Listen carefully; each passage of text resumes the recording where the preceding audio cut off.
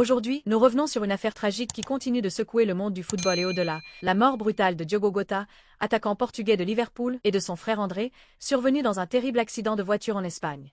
Dans cette vidéo, nous allons détailler ce que révèle l'enquête de la police espagnole, les circonstances exactes de cet accident et les premières conclusions, pour tenter de comprendre ce qu'il s'est réellement passé cette nuit-là.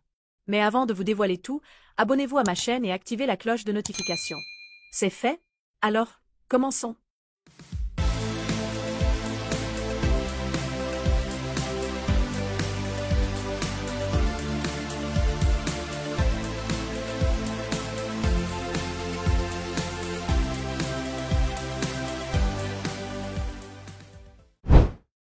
Tout a commencé dans la nuit du mercredi 2 au jeudi 3 juillet 2025, aux alentours de minuit 35, lorsque Diogo Jota et son frère André circulaient à bord de leur voiture sur l'autoroute A52, au kilomètre 65, tout près de la commune de Cernadilla, dans la région isolée de Sanabria, au nord-ouest de l'Espagne, non loin de la frontière portugaise.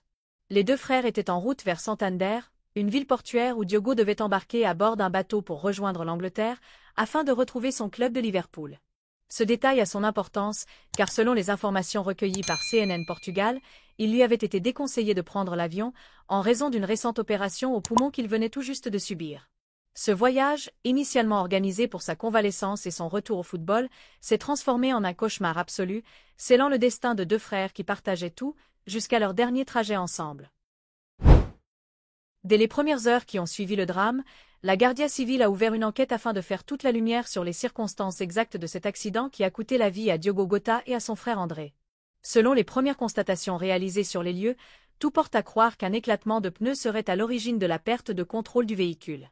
La Lamborghini dans laquelle voyageaient les deux frères aurait ainsi dévié de sa trajectoire lors d'un dépassement, avant de terminer violemment sa course dans le terre-plein central de cette autoroute à 4 voies. Pour l'heure, la police n'a pas communiqué d'informations précises concernant la vitesse à laquelle roulait la voiture, mais aucun excès manifeste n'a été relevé dans les premières analyses.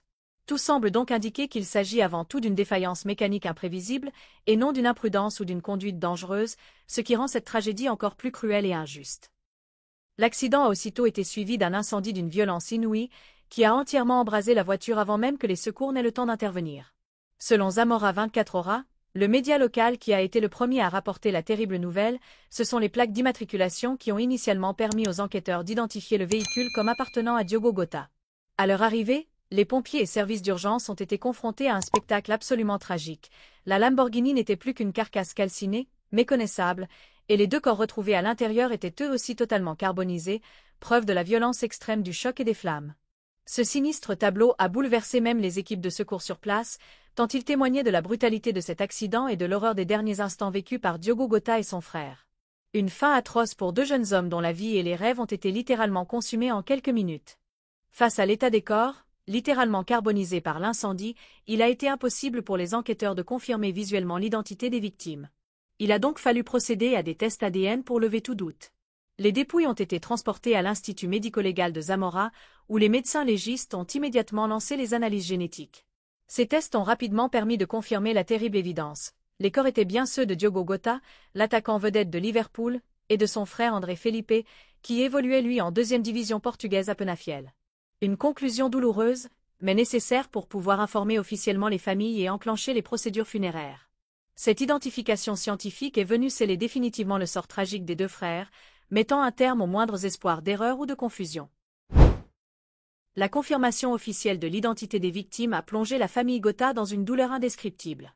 Présents dans la région au moment du drame, les proches de Diogo et d'André ont été immédiatement entourés par des équipes de soutien psychologique, dépêchées sur place par le gouvernement régional de Castille et Léon pour les aider à traverser cette épreuve d'une violence inouïe.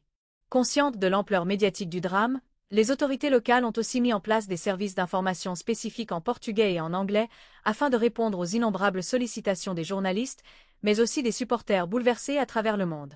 Cet accompagnement a été essentiel pour permettre à la famille, déjà terrassée par la perte de deux fils, de gérer l'onde de choc et l'attention internationale suscitée par cette tragédie. La disparition brutale de Diogo Jota a déclenché une vague d'émotions planétaires, bien au-delà des frontières du Portugal et de l'Angleterre.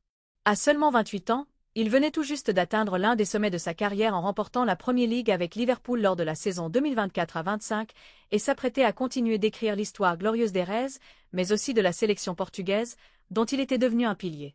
Son frère André, âgé de 25 ans, poursuivait lui aussi son propre rêve sur les pelouses portugaises, prêt à tracer son chemin dans le football professionnel. Cette double tragédie a ému tout le monde du ballon rond. Les hommages se sont multipliés, venant non seulement de ses coéquipiers et de nombreux clubs adverses, mais aussi de milliers de fans anonymes qui ont tenu à saluer la mémoire d'un joueur dont ils n'oublieront jamais ni les buts spectaculaires, ni la détermination farouche, et encore moins l'humilité sincère qui le caractérisait, sur et en dehors du terrain. Voilà ce que révèle l'enquête actuelle sur la mort de Diogo Jota et de son frère André. Un simple éclatement de pneus, un terrible concours de circonstances qui a tout emporté. Dites-nous en commentaire ce que vous retenez de Diogo Jota, ses plus beaux buts, ses performances marquantes ou tout simplement un message de soutien à sa famille. Si la vidéo vous a informé, pensez à aimer la vidéo, à vous abonner et à activer la cloche pour ne rien manquer de nos prochaines vidéos sur l'actualité du football et d'autres histoires marquantes. Descanse em paz, Diogo.